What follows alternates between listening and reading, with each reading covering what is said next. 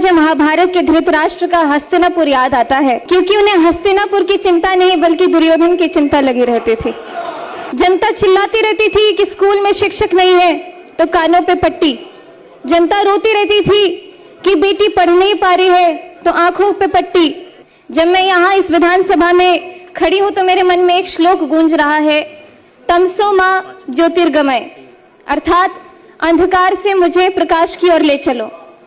यही बिहार रहा है, अंधकार से प्रकाश की ओर, भय से आत्मविश्वास की ओर, अपमान से सम्मान की ओर और जंगल राज से बीडीओ साहब, आप खुद अपने दिल पे हाथ रख के बोलिए कि मैं जो बोल रही क्या वो झूठ है। आप दिल पे हाथ रख के बोलिए, आप खुद अपने दिल पे हाथ रख के बोलिए। अरे बउआ, 5-6 बजे के बाद गाड़ियों से नहीं जाके छे एना एना कत जेबे कार्यक्रम नहीं हो सके छे। लेकिन अभी बिहार में हम रात भर घूमते, रात के 3 बजे मैं खुद दरभंगा से आई और पटना में अपने घर में पहुंची।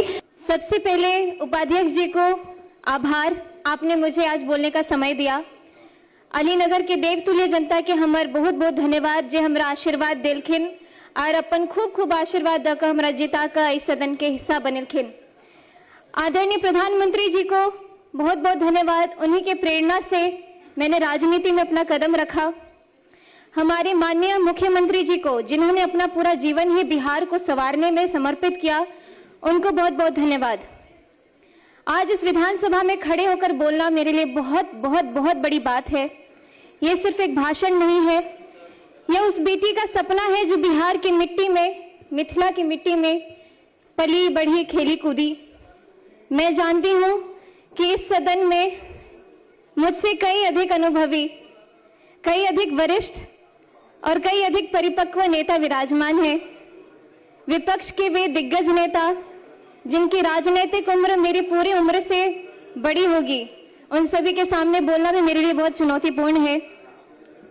अध्यक्ष जी, आज शिक्षा बजट पर चर्चा हो रही है तो मैं आपसे एक सवाल पूछना चाहती हूँ कि वो बिहार सभी को याद है।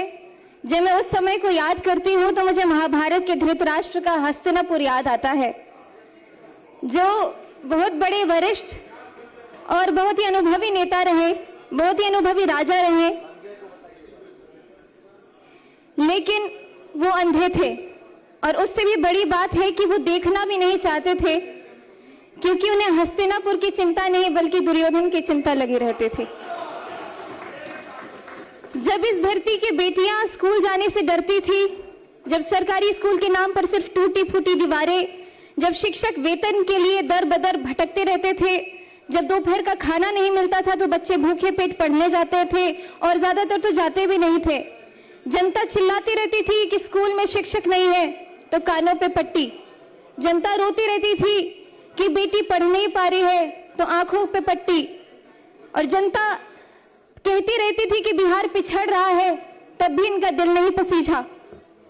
बिहार में 2005 से पहले ऐसा ही अंधेरा था, स्कूल में ताले, पढ़ाई लिखाई नहीं, बजट आता था लेकिन बच्चों तक पहुंचता नहीं था, रिपोर्ट में विद्यालय थे लेकिन जमीन पर घास उगती रहती थी। और हमारे विपक्ष के माननीय साथी जो आज बड़े गंभीर मुद्रा में यहाँ बैठे हुए हैं, आप सभी इस दौर के साक्षी रहे हैं और ये भी कह सकती हूँ कि आप सहयोगी भी रहे हैं, लेकिन हम उन्हें दोष नहीं देते हैं। हम तो बस इतना कहना चाहते हैं कि जो बीत गई सो बात गई, लेकिन इतिहास गवाह है। भले ही बिहार की भोली भाली जनता वो दौर भूल जाए, लेकिन इतिहास कभी नहीं भूल सकती है, ना ही वो कभी माफ करेगी। 2005 में एक नवोदय हुआ, नया सूरज उगा।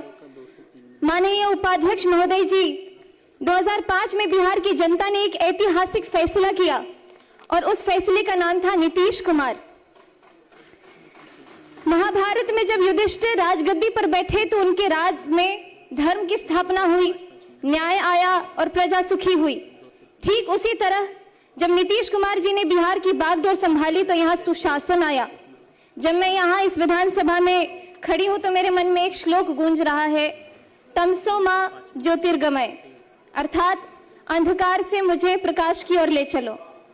यही बिहार रहा है, अंधकार से प्रकाश की ओर, भय से आत्मविश्वास की ओर, अपमान से सम्मान की ओर और जंगल राज से सुशासन की ओर। उपाध्यक्ष जी, नीतीश कुमार जी ने एक ऐसी योजना शुरू की जिसने पूरे देश को चौंका दिया, मुख्यमंत्री साइकिल योजना, जिसके बारे में सभी ने बात की है। और मैं खासकर इसलिए बोलना चाहती हूँ कि मेरी आंखों देखी कहानी है। मेरे खुद के गांव में, जहां स्कूल के नाम पे कोई बात ही नहीं होती थी, और एकाएक साइकिल योजना जब शुरू हुई तो मेरे गांव के अड़ोस पड़ोस की सभी दीदियों ने स्कूल जाना शुरू कर दिया। विपक्ष के लोग तो इस योजना का मजाक भी उड़ाते थे, लेकिन आज वही योजना पूरे देश के लिए एक मॉडल है। सुनने में सरल लगती है, लेकिन इस साइकिल ने क्या किया ये जरा सोचिए। आपको वक्त देंगे इनके भाषण के बाद। बिहार के गांव में एक बाप था जो सोचता था कि बेटी को हम दूर दराज कैसे भेजे, स्कूल कैसे भेजे, रास्ता बहुत लंबा है, खतरा है, पैसे नहीं है। उस बाप की चिंता को नीतीश कुमार जी ने समझा और बेटी के हाथ में साइकिल थमा दी। और उस साइकिल पर पहियों ने सिर्फ सड़क नहीं नापी, उन्होंने लाखों बेटियों का भविष्य नापा।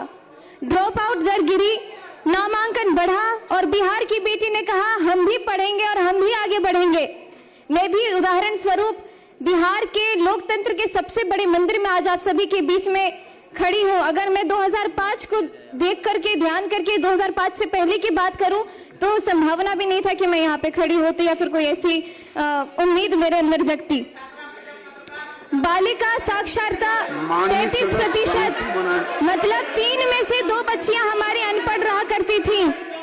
टोका टोकी नहीं। उस दशकों की अव्यवस्था के कानून ने न जाने कितनों की जवानी छीन ली। आप सभी तो उसके खुद साक्षी रहे हैं। लगभग 2 दशक बिहार शिक्षा से वंचित रहा। कई पीढ़ियां इसका दंश आज भी झेल रही है। बीडीओ साहब, आप खुद अपने दिल पे हाथ रख के बोलिए कि मैं जो बोल रही हूँ क्या वो झूठ है। आप दिल पे हाथ रख के बोलिए, आप खुद अपने दिल पे हाथ रख के बोलिए। उपाध्यक्ष जी, पढ़ाई तभी होती है जब सुरक्षा होती है। हमारे नीतीश कुमार जी ने समझा कि बिहार के बच्चों को किताब के साथ साथ सुरक्षा भी चाहिए। आप जानते हैं मैं एक कलाकार भी रही हूं। मैं जब पहले आती थी तो पहले की कहानियां सुनती थी, अरे बउआ 5-6 बजे के बाद गाड़ियों से नहीं जाके छे, एना कत जेबे, कार्यक्रम नहीं भ सके छे। लेकिन अभी बिहार में हम रात भर घूमते, रात के 3 बजे मैं खुद दरभंगा से आई और पटना में अपने घर में पहुंची, बहुत सुरक्षित। और शराबबंदी से लेकर महिला सुरक्षा के लिए बड़े बड़े कानून तक हर कदम पर नीतीश कुमार जी ने अरे आप सुन तो लीजिए मेरी बात। बेटियों के पक्ष में खड़े होकर हमारे माननीय मुख्यमंत्री जी ने निर्णय लिया है। और आज जब मैं बिहार के सबसे युवा विधायकों में से एक इस सदन में खड़ी होकर के बोल रही हूं तो न जाने आपको क्यों इतनी दिक्कत हो रही है। माननीय उपाध्यक्ष महोदय जी, अब आते हम आज के बजट पर, और मैं यहाँ में बात करूंगी इस डबल इंजन की जिसने बिहार की शिक्षा को नई ऊंचाइयों तक पहुंचाया है। अपना भाषण कंक्लूड करें। तो मुझे आंकड़ों पे ज्यादा बोलने की जरूरत नहीं है, मेरे सभी साथियों ने बहुत ही जोरदार तरीके से ऑलरेडी अपनी बातें रख दी है। लेकिन मैं अपने क्षेत्र के कुछ जो स्कूल है उसके ऊपर ध्यान देना चाहूंगी, क्योंकि हमारे क्षेत्र के जितने भवन बने हैं स्कूल में, अब तो तेजी से इतने सारे स्टूडेंट्स रोल इन कर रहे हैं कि हमारे लिए भवन की भी कमी हो रही है। तो इसलिए मैं चाहूंगी कि जिस तरीके से शिक्षा के ऊपर बच्चों का भी इतना आकर्षण बढ़ते जा रहा है, लगातार सब लोग अपने दाखिल करवाते आ रहे हैं, तो उस हिसाब से भवन के कमरे भी और बढ़वाए जाए। जैसे कि कीरतपुर में प्राथमिक विद्यालय, गड़ौल कन्या विद्यालय, कुमरौल विद्यालय, प्राथमिक विद्यालय महथौर मुसहरी, प्राथमिक विद्यालय पकड़ी, उच्च माध्यमिक विद्यालय महथौर हरिजन, ग्राम श्री रामपुर टोले के दरगाह में जो कमरे हैं और बढ़ाया जाए, सकतपुर का विद्यालय, लगमा प्राथमिक विद्यालय। अपना आसन ग्रहण करें। बहुत बहुत धन्यवाद। माननीय सदस्य श्री नचिकेता